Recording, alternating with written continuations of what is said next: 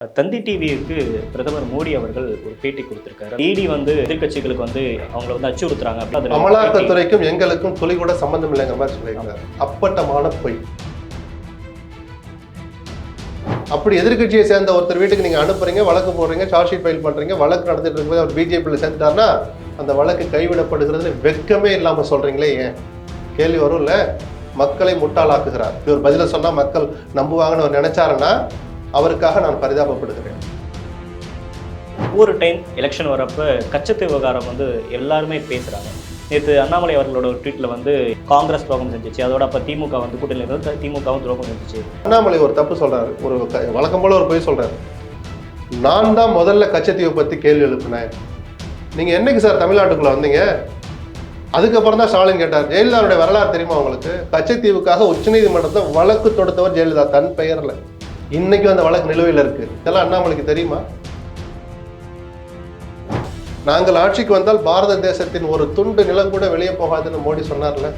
அப்போ இத்தனை 1000 கிலோமீட்டர், இத்தனை சதுர கிலோமீட்டர்ல, ஆயிரக்கணக்கான சதுர கிலோமீட்டர்ல சீனா ஆக்கிரமிச்சிருக்கிறதுக்கு இன்னைக்கு வரைக்கும் மோடி வாய் தந்து பதில் சொல்ல மாட்டார். அதுக்கு பதில் சொல்லாத வரை கச்சத்தீவை பற்றி கேள்வி எழுப்புகிற தார்மீக உரிமை பிஜேபிக்கு கிடையாது. ஆனால் நேற்று பேட்டியில் அண்ணாமலை குறித்த கேள்விக்கு பிரதமர் மோடி சொல்கிறாரு, அவர் நல்ல ஜாதி பின்புலம் கொண்டவர் அப்படின்ற அந்த ஒரு ஸ்டேட்மெண்ட்டை ஒரு பிரதமர் பயன்படுத்தலாமா? சரின்னு நினைக்கிறீங்க? இல்லை, நல்ல ஜாதி பின்புலம் உள்ளங்கிற வார்த்தை தவறான வார்த்தை. அப்போதான் சமூக வலைதளங்கள எதிர்கேள்வி வருதுல்ல. அப்போ முருகனை என்னன்னு நீங்கள் சொல்லுவீங்க? இந்த கேள்வி எழுப்புவதற்கு காரணமானது நீங்கள் தான், நாம இல்லை.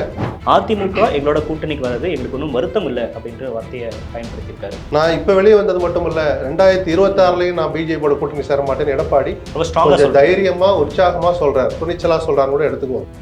ஸோ வருத்தம் என்பது இப்போ பிஜேபிக்கு இருக்காது, அதிமுகவுக்கு இருக்காது. தேர்தல் முடிந்த பிறகு வருத்தப்படுவாங்க. நான் ஏன் சொல்றேன்னு அப்போ புரியும் பாருங்க. ஜெயலலிதா அவர்களோட கணவர் தற்போது அதிமுக சிதைக்குது அப்படின்ற வார்த்தையை பயன்படுத்துறாரு. திமுகவை வளரவிடக்கூடாது, திமுக ஜெயிச்சிடக்கூடாது அப்படிங்கிறது அவர் கனவாக இருந்தால் அந்த கனவை சிதைக்கிறார் எடப்பாடின்னு சொல்றாங்கன்னு வச்சுப்போம். நீங்க ஒத்து வந்திருந்தா எப்பயும் அண்ணாமலை அடக்கி வச்சிருந்தா இந்த கூட்டணியை முறிஞ்சிருக்காது. கூட்டணி ஸ்ட்ராங்கா இருந்தா அப்போ திமுக எதிர்ப்பு என்கிற ஜெயலலிதாவின் கனவை சிதைத்ததில் எடப்பாடிக்கு பாதி பங்கு இருக்குன்னு மோடி சொன்னாருன்னா அந்த பிரதமர் மோடிக்கும் பிஜேபிக்கும் மீதி பங்கு இருக்குன்னு தான் நான் சொல்லுவேன். தேசிய ஜனநாயக கூட்டணிக்கும் பாஜகவுக்கும் ஒரு அலை வீசுது, அந்த அலை எங்களுக்கு சாதகமா இருக்கு அப்படின்ற வார்த்தையும் அந்த பேட்டியில பயன்படுத்துறாரு. நான் பார்த்த வரைக்கும் அப்படி எந்த அலையும் வீசுனதா நான் பார்க்கல. ரீசனா எல்லா கருத்து கணிப்புகளும் இங்க பாஜக கருத்து கணிப்புகளை நான் ஒரு துளி கூட மதிக்கிறது. நம்ம தொடர்ந்து சொல்றாரு 4 சீட் கன்ஃபார்ம். இல்ல நம்ம அனைவருக்கும் வணக்கம். இன்றைய சிறப்பு நேர்காணலில் நம்மோடு இணைந்திருக்கிறார் மூத்த பத்திரிகையாளர் எஸ்பி லக்ஷ்மண் அவர்கள். சார் வணக்கம். வணக்கம். தந்தி டிவிக்கு பிரதமர் மோடி அவர்கள் ஒரு பேட்டி கொடுத்திருக்காரு. அந்த பேட்டியில் நிறைய விஷயங்கள், அமலாக்கத்துறையிலிருந்து நிறைய விஷயங்கள் பேசியதாலும் குறிப்பாக அதிமுக கூட்டணி பற்றி அவர் சொன்ன ஒரு விஷயம் அப்படின்றது தற்போது பேசுபொருளாக மாறி இருக்கு. அதிமுக எங்களோட கூட்டணிக்கு வர்றது எங்களுக்கு ஒன்றும் வருத்தம் இல்லை அப்படின்ற வார்த்தையை பயன்படுத்தியிருக்காரு. உண்மையாலுமே பாஜக வருத்தப்படலையா இங்கே இருக்க அதிமுக கூட்டணி வராமல் இருக்கிறதுக்கு? வருத்தப்பட்ட மாதிரி தெரியல, அல்லது வருத்தத்தை வெளியே காமிச்சுக்கல. இது வரைக்கும் தேர்தல் முடிவுகள் வேற மாதிரி நெகட்டிவா பின்னடைவா சந்திக்கிற மாதிரி இருந்ததுன்னா அப்போ வருத்தப்பட்டுருவாங்க, வருத்தப்பட வாய்ப்பு இருக்கு. இந்த நிமிஷம் வரைக்கும் அவங்க முயற்சி பண்ணினது நிஜம். ஆனா தும்பு விட்டு வாழ பிடிக்கிற மாதிரி அந்த நேரத்தை இவங்க மிஸ் பண்ணாங்க. அதிமுகவை ரொம்ப ஒரு என்ன சொல்றது, ஒரு இடதுகையில டீல் பண்றது மாதிரி ரொம்ப தரம் தாழ்ந்து, அதிமுகவுடைய பலம் என்னன்னு தெரிஞ்சிருந்தும் அதை ஏற்றுக்கொள்ள மனம் இல்லாமல் அல்லது அதை மறைத்து விட்டு நாங்கள் தான் சீட்டு கொடுப்போம், 40 சீட் இருக்குன்னா 25 நாங்கள் எடுத்துக்குவோம், 15 தான் அவங்களுக்கு, நாங்கள் கொடுக்குற இடம் தான் சரிபாதி இடங்கள் அப்படின்லாம் அதை வலதுசாரி என்று சொல்லிக்கொள்கிற பிஜேபி ஆதரவாளர்கள் தொடர்ந்து பேசுகிற போது அதை ரசித்தவர் அல்லது மௌனம் காத்தவர் அண்ணாமலை. அதை கண்டிக்கணும்னு அவசியம் இல்லை, வேறு விதமாக அதெல்லாம் கண்டுக்காதீங்க, நம்ம வேற மாதிரி பேசிக்கலான்னு கூட அந்த கம்யூனிகேஷன் இருந்ததா எனக்கு தகவல் இல்லை. ஆனால் அதிமுகவினுடைய நிறுவனர் எம்ஜிஆர் தொடங்கி அதனுடைய தலைவர்கள் ஜெயலலிதா வரைக்கும் அவர்கள் ஆதர்ஷ புருஷராக நினைக்கிற அண்ணாவையும் சேர்த்து தொடர்ச்சியாக அவர் செல்மிஷத்தோடு சீண்டி பார்த்த போது எந்த அதிமுக தொண்டன் ஒத்துக்க மாட்டான், அதை ஏற்றுக்க மாட்டான். நிர்வாகிகள் பல பேருக்கும் பழைய முன்னாள் அமைச்சர்களுக்குமே கூட அது ஒரு கோபத்தை ஏற்படுத்துச்சு. அப்போ வேறு வழி இல்லாமல், அல்லது எடப்பாடிக்குமே ஒரு உணர்வு இருக்கணும். எடப்பாடி விமர்சிக்கிறதெல்லாம் வேற, அவர் ஒண்ணுமே இல்லாத உணர்வற்றவர்லாம் நம்ம சொல்ல முடியாது. அவருக்கும் கோபம் இருந்திருக்கும். ஏன்னா இப்படி சங்கடத்துல கொண்டாந்து தள்ளுறாரு நம்மள. அல்லது நம்ம ஆளாக்கிய ஜெயலலிதாவை இப்படி சொல்றாரு ஊழல்வாதின்னு சொல்லட்டும், அது அவருடைய உரிமையா இருக்கலாம். கூட்டணி தொடர்கிறதுன்னு சொல்லிட்டு ஊழல்வாதின்னு சொன்னா அப்புறம் திமுக உங்களுக்கு என்ன வித்தியாசம்? அப்போ அது நக்கல் அடிக்கிற வேலை அது. இதையெல்லாம் பண்ண போது ஒரு 4 முன்னாள் அமைச்சர்களை அவர் டெல்லிக்கு அனுப்பிச்சார். நட்டாவை சந்திக்க வச்சாங்க. அவங்க போய் கேட்டது, நாங்கள் கூட்டணி விட்டு வெளியே போறோம் கூட சொல்லலை, அண்ணாமலை கண்டிச்சு வைங்கன்னு சொன்னாங்க. வெளிப்படையா தெரிஞ்சா தொண்டர்கள் கொஞ்சம் அமைதி காப்பாங்க, அதிமுக தொண்டர்களுக்கு ஒரு ஆறுதலா இருக்குன்னப்போ பிஜேபி அப்ப கள்ள மௌனம் சாதித்து அண்ணாமலையுடைய செய்கைகளை ரசித்தது அல்லது அனுமதித்தது. இந்த கூட்டணி முறிவுக்கு அதுதான் அடிப்படை காரணம். ஆனா நான் தொடர்ந்து இப்ப சில வாரங்களா சொல்லிட்டு இருக்க மாதிரி அதிமுக பிஜேபிக்கு இடையிலான இந்த கசப்புகளை ஒரு பக்கம் தள்ளி வச்சுட்டு அந்த கூட்டணி நேரம் தொடர்ந்திருந்தால் இன்னைக்கு இருக்கிற சினாரியோ படி அல்லது இயல்பா இதான் நடந்திருக்கும். பாட்டாளி மக்கள் கட்சியும் தேமுதிகவும் இந்த அணியில தான் இடம்பெற்றிருப்பாங்க. ஏன்னா திமுகல இடம் இல்லை, கொடுக்கறதுக்கு சீட்டு கொடுக்க இடம் இல்லை. ஸோ டீஃபால்ட்டா அவங்க இங்கே தான் இருப்பாங்க. தினகரனும் ஓபிஎஸ் தான் கொஞ்சம் கேள்விக்குறியா இருந்திருப்பாங்க. ஏன்னா எடப்பாடி இப்படி ஒரு கண்டிஷனை போடலாம், அவங்க வந்தா நான் வரமாட்டேன்னு சொல்லியிருந்திருக்கலாம். ஸோ அவங்க தள்ளியே வைப்போமே. இந்த அணியே ஒரு பலமான அணியா இருந்திருக்கும், சரிதானா? அது ஒரு 20 இடங்களை இலக்கு வைத்து குறைஞ்சது 10ல இருந்து 15 இடங்கள் வெற்றியவே பெற்றிருக்கக்கூடிய வாய்ப்பு இருக்குன்னு நான் சொல்லுவேன். 2019 இதே அலைன்ஸ் தானே சேர்ந்தாங்க, பட் அது பெரிய அளவுக்கான வெற்றி கைகூடலையே. இப்போ 24ல இருந்திருந்தாங்க அப்படின்னா எந்த வெற்றி சதவீதம் அதிகமாக? ஏன்னா ஆட்சியாளர்களுக்கு எதிரான மனநிலைன்னு ஒண்ணு இருக்கு. அதிமுக அதை அனுபவிச்சாங்க, திமுக அதை பாசிட்டிவா அனுபவிச்சாங்க. இப்போ திமுக ஆட்சியிலையும் நல்லது இருக்கு, கெட்டது நடக்குது. பெரிய அப்பழுக்கற்ற ஆட்சியெல்லாம் இங்க நடக்கல. ஒரு பிம்பம், ஒரு வலுவான பிரதமர் வேட்பாளரா மோடி இருக்கிறார். அவங்க பார்வையில நான் சொல்றேன், தமிழ்நாட்டில் பிஜேபி எதிர்ப்புணர்வு இன்னைக்கும் குறையல. அவர்கள் தமிழர்களுக்கு செய்த துரோகம், தமிழ்நாட்டை ஒரு 2ஆம் தரமாக நடத்துவது இப்படின்னு பல காரணங்கள் அது அந்த எண்ணம் மாறலையே தவிர, அந்த எதிர்ப்புணர்வு மேலோங்கிட்டே போதே தவிர அந்த கட்சி வளரலைன்னு நம்ம சொல்லல. ஆனால் அந்த எதிர்ப்புணர்வு இருந்துகிட்டே இருக்கிற போது தான் 98 99ன்னு திமுக அதிமுகன்னு மாறி மாறி பிஜேபி கூட்டணி வைத்த போது 2லையுமே அந்த கூட்டணி வெற்றி பெற்றது. ஸோ ஏதோ ஒரு திராவிட இயக்கம் வர்ற போது பல நேரங்கள் அது வெற்றியை நிரூபித்த கூட்டணிங்கிறதுனால இப்போ இருக்கிற சில அதிருப்தி, சில சூழல்கள், ஒரு தேர்தலுக்கும் சில ஒரு கலச்சூழல்னு ஒன்று இருக்கும், சரிதானா? கூட்டணி பலம் யார் இருக்கிறா எல்லாம் அதெல்லாம் தாண்டி இஸ்யூஸ்னு ஒன்று இருக்குல்ல. வெள்ளத்தால் பாதிக்கப்பட்டது, யார் பண்ணா வச்சா, எனக்கு 6000 கிடைச்சு உனக்கு கிடைக்கல, 1000 ரூபா 1.25 கோடி பேர் கொடுக்குறா, கிட்டத்தட்ட 1,15,00,000 பேருக்கு அது கிடைக்காத ஆட்களுடைய அதிருப்தி, இப்படி பொதுவாகவே எல்லாருக்கும் அதை என்கரேஜ் பண்றதுக்கு தான் ஒரு கூட்டணி பலம் தேவை. அப்படி நீடிச்சிருந்தால் அந்த இலக்கை நோக்கி நான் போயிருக்க முடியும்னு சொன்னேன். 10ல் 5 15 இடங்கள் வெற்றியே பெற்றிருப்பாங்க. இப்பயும் அதிமுகவுக்கு ஒரு வருத்தம் இருக்காது. அவர் ரொம்ப சந்தோஷமா, நான் இப்ப வெளியே வந்தது மட்டும் இல்ல, 2026லயும் நான் பிஜேபியோட கூட்டணி சேர மாட்டேன்னு எடப்பாடி கொஞ்சம் தைரியமா உற்சாகமா சொல்றாரு, துணிச்சலா சொல்றாரு கூட எடுத்துக்குவோம். சோ வருத்தம் என்பது இப்ப பிஜேபிக்கு இருக்காது, அதிமுகவுக்கு இருக்காது. தேர்தல் முடிந்த பிறகு வருத்தப்படுவாங்க. ஏன் சொல்றேன்னு அப்ப புரியும் பாருங்க.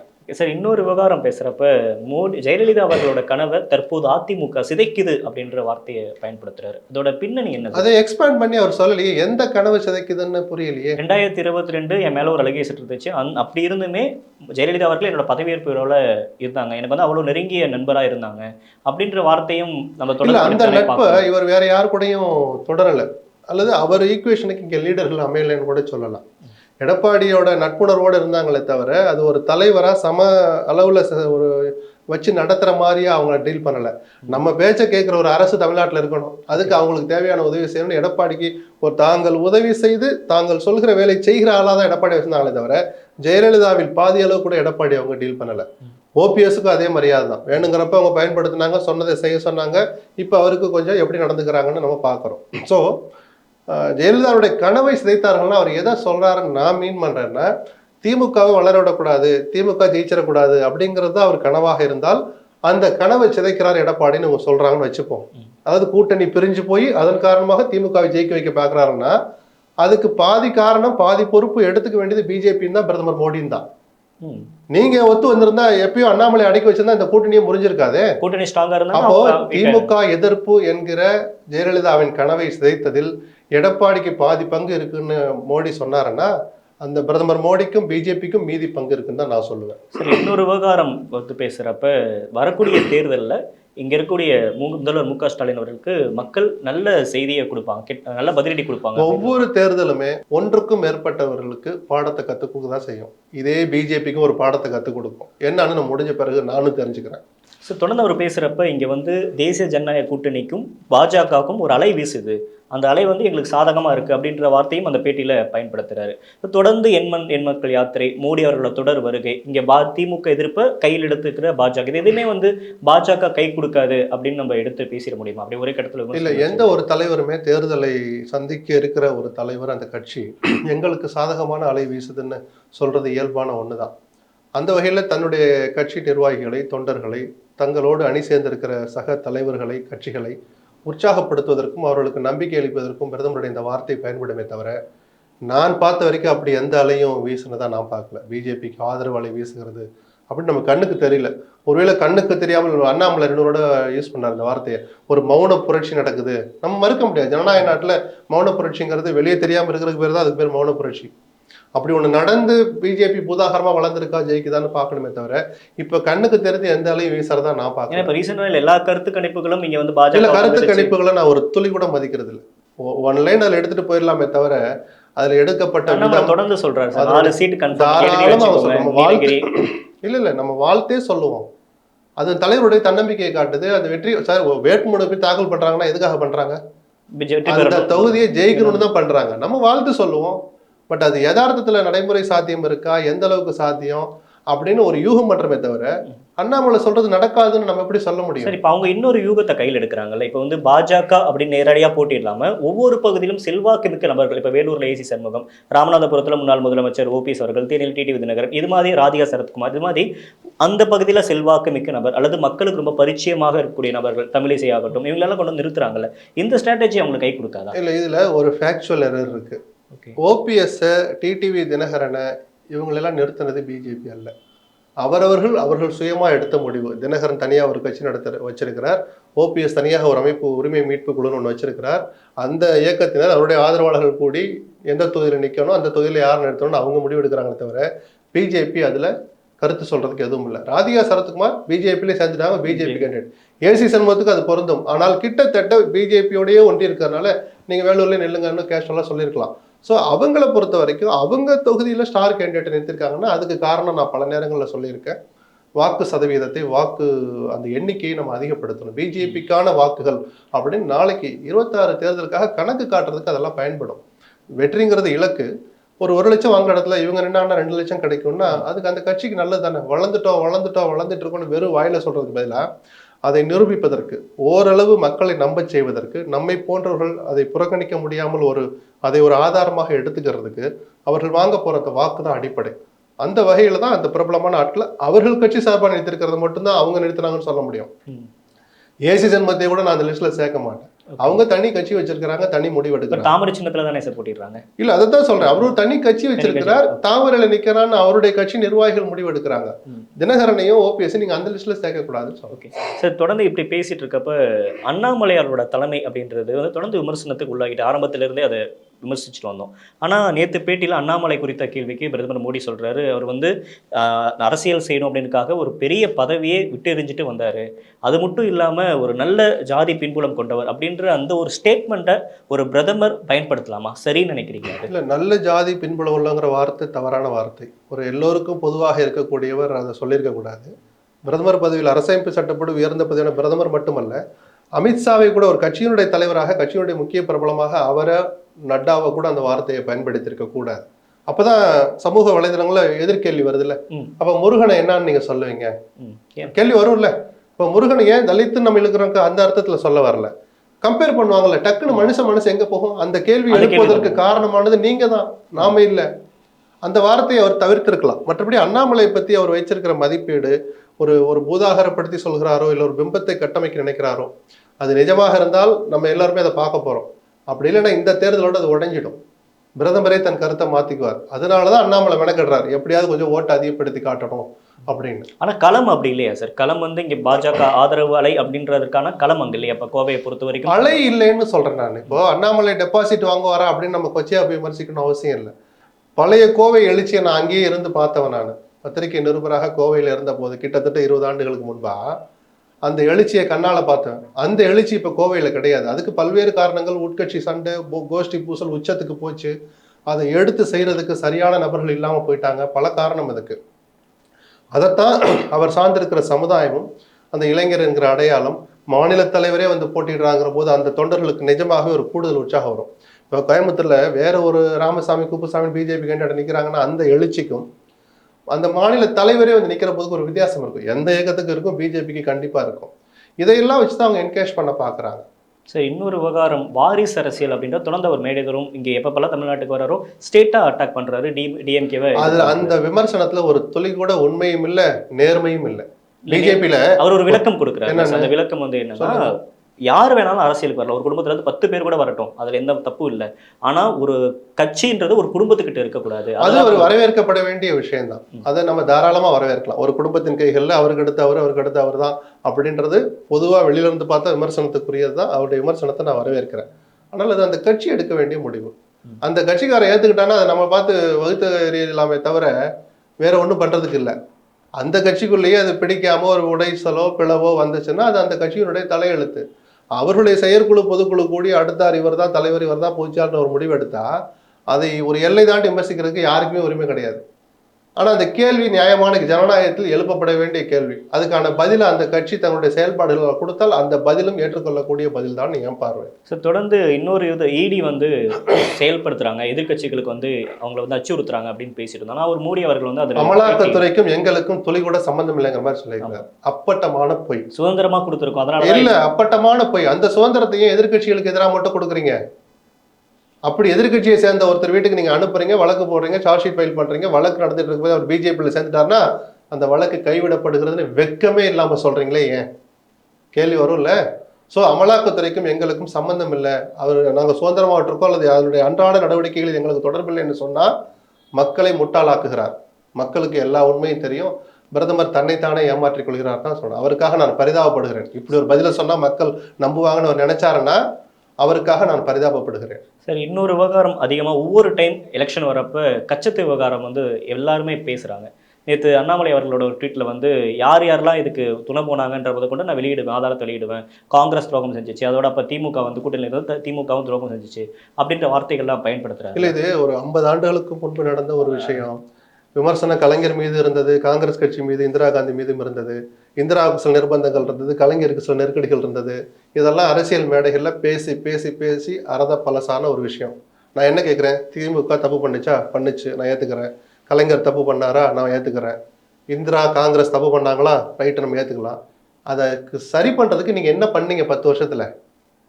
வாஜ்பாய் காலத்திலேருந்து சரி, அப்போ கூட விடுங்க, எங்களுக்கு முழு ஆதரவு இல்லை, ஒரு தனித்த மெஜாரிட்டி இல்லை, ஒரு வலுவாக ஒரு முடிவு எடுக்கணும்னா எங்களால் முடியல, கூட்டணி கட்சியில் கையை காலை ஒருத்தர் பிடிச்சி இழுத்தாங்க. இப்போ நீங்கள் அசுர பலத்தில் இந்த 5 ஆண்டுகள், கடந்த 5 ஆண்டுகள் இருந்தீங்களே கட்சியை மீட்கிறதுக்கு நீங்கள் என்ன பண்ணீங்க? தவறு நடந்துச்சுன்னு இப்போ கொண்டாந்து ஆர்டிஐயில் வாங்கிட்டு சொல்கிற நேரமா அது? அப்படி சிதம்பரம் கேட்ட கேள்விக்கு பதில் சொல்லுங்க.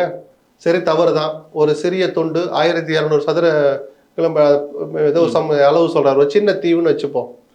அதுக்கு இந்த பாடுபடுறீங்களே, இதை விட 1000 மடங்கு நிலப்பரப்புல சீனா ஆக்கிரமிச்சிருக்கே, அதை பத்தி ஒரு வார்த்தை மோடி பேசலையே, இந்த அண்ணாமலை பேசலையே.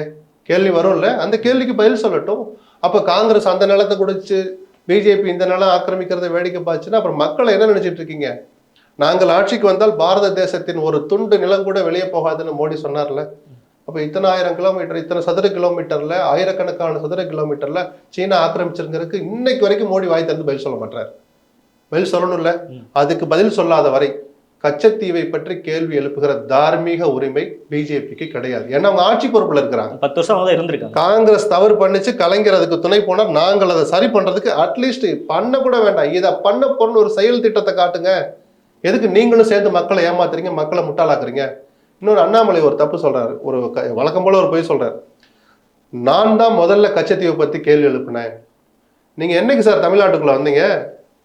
அதுக்கப்புறம் தான் ஸ்டாலின் கேட்டார். ஜெயலலிதாவுடைய வரலாறு தெரியுமா உங்களுக்கு? கச்சத்தீவுக்காக உச்சநீதிமன்றத்தில் வழக்கு தொடுத்தவர் ஜெயலலிதா தன் பெயர்ல. இன்னைக்கு அந்த வழக்கு நிலுவையில் இருக்கு. பொதுச்சாளர் மாத்திக்கிட்டு யாராவது ஒருத்தர் வழக்கு தொடர்ந்து நடத்தும். இதெல்லாம் அண்ணாமலைக்கு தெரியுமா? ஸோ அரசியலுக்காக பேசணுங்கிறதுக்காக ஏதோ பேசக்கூடாது. கலைஞர் தப்பு பண்ணியிருந்தா ஆமா தப்பு பண்ணாரு, மக்கள்கிட்ட அம்பலப்படுத்திட்டு அதை சரி பண்றதுக்கு நாங்க என்ன பண்ண போறோம்னு சொன்னாதான் அது நேர்மையான அரசியல். அப்படி இல்லைன்னா அந்த கச்சத்தீவு விவகாரத்தை தூக்கி தூரம் எரியணும், குப்பை கிடங்குல போட்டு மூடி மறைக்கணும். அது ஒரு நயா பைசா பிரயோஜனம் இல்லாத விவகாரம். அது என்ன சார் நாட்டோட உரிமை அப்படி பேசுறீங்கன்னு சொல்லலாம். அதுக்கு ஒரு தீர்வு சொல்ற யாராவது வந்தா நம்ம அதை காது கொடுத்து கேட்கலாம். வெற்று அரசியல் பண்ணுவதற்கும் வெற்று அரசியல் கூச்சல் போடுவதற்கும் இது அதுக்கான விவகாரம் அல்ல.